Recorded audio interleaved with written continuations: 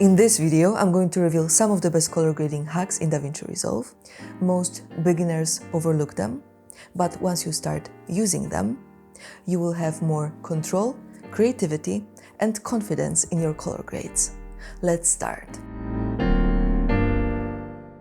The first hack and the first tool I want to show you is the RGB mixer. We will be working with this clip. This is before and after, and this clip was graded using my custom PowerGrade. I will explain more about it later in this video, so please watch it till the end. And I just want to mention that you can grab my PowerGrade under the link below this video, as this is also the same PowerGrade I use for all of my professional projects. And just to quickly remind you, you can also purchase my full color grading course. The link is also below this video, and my PowerGrade also comes with it. But coming back to our RGB mixer, I will apply it to this adjustment node.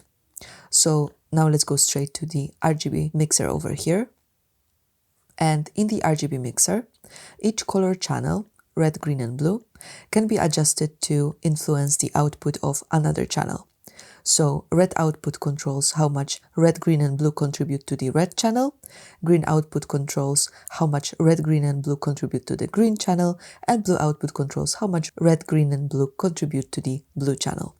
And we will focus on the red output today, so you'll be able to see how this works in practice. And first, I will increase green in the red output. I will just change this value from 0.00 to 0.70.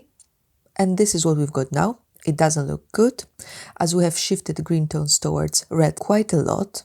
But now we will simply balance it with the blue channel. And this time I will change the value over here to minus 0.70 and look at the result. We got a totally new look, a little bit teal and orange. This is before and after. So overall, the RGB mixer helped us to shift shadows towards teal, since blue is reduced from red.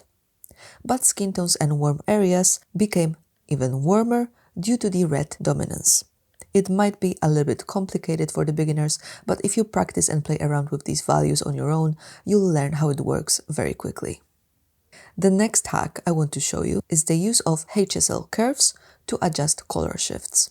And I will show you how this works with this clip.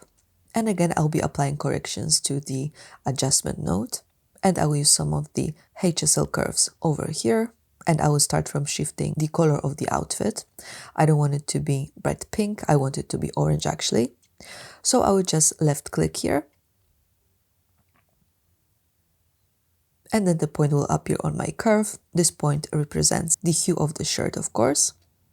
So let's push it down a little bit to change it to orange. Okay. But now we can see we have a little bit of the pink hue left here. And this means that we have to refine the selection on the curve. We have to expand it a bit like this.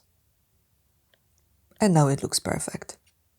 Now I also want to shift green over here a little bit. I want to make it look more rich green rather than yellow. So again, I will select the hue over here and I will push it down. And this is before and after. I like it. And we can also use HSL curves for other things. We can, for example, adjust the saturation of the chosen hue using the hue versus saturation slider. So I will use it to decrease the saturation of the green hue a bit, like this. And then we have another curve that I really like using, the hue versus luminance curve. And this curve allows us to change the brightness of the chosen hue.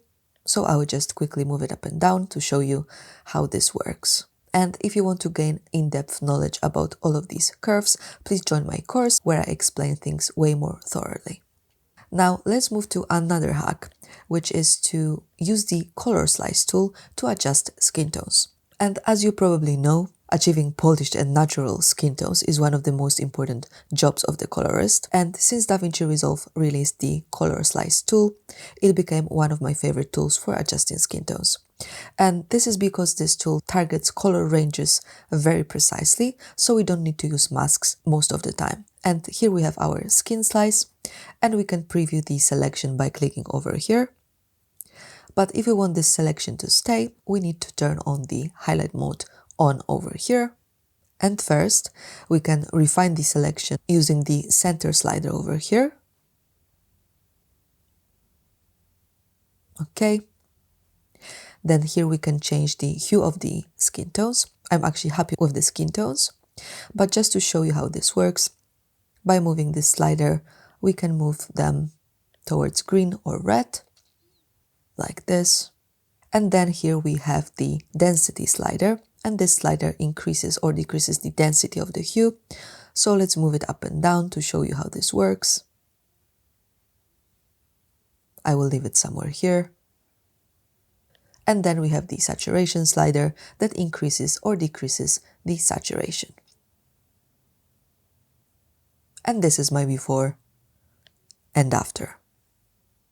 Now let's move to the next effect, which is the contrast pop. And I will show you how it works using this clip that was graded with my PowerGrade again. This is before and after. And I have already applied contrast pop to my effects over here. We can access this effect by finding it in the effects tab. And the contrast pop effect is designed to add either sharp high contrast looks or soft low contrast looks to the clip. So let me show you how this works. Look what happens when I use the detail amount slider. When I move it to the right, we add this high contrast look that reminds bleach bypass. And when we move it to the left, we make the clip softer, like a painting. Then we can refine this look using the detail size slider, and then we can refine it further using the low or high threshold sliders that define what range of image tonality is affected by this filter. And this is my before and after. And now my last hack is to use PowerGrades. Here we have the result achieved using my PowerGrade Master Blend that I highly recommend you to get if you like my work and if you want to make your color grading more polished. And PowerGrades are basically notaries that allows you to quickly apply complex color grading adjustments across multiple projects. And unlike regular LUTs, PowerGrades retain all node structures, curves, masks and effects, giving you full control over the grade while keeping it customizable. And my PowerGrade Master Blend contains a very detailed video on how to use it, as well as the ebook with a lot of handful tips. Thanks so much for watching my videos, guys. I hope that you like them. If you do, hit subscribe and don't forget to leave a comment below. See you soon.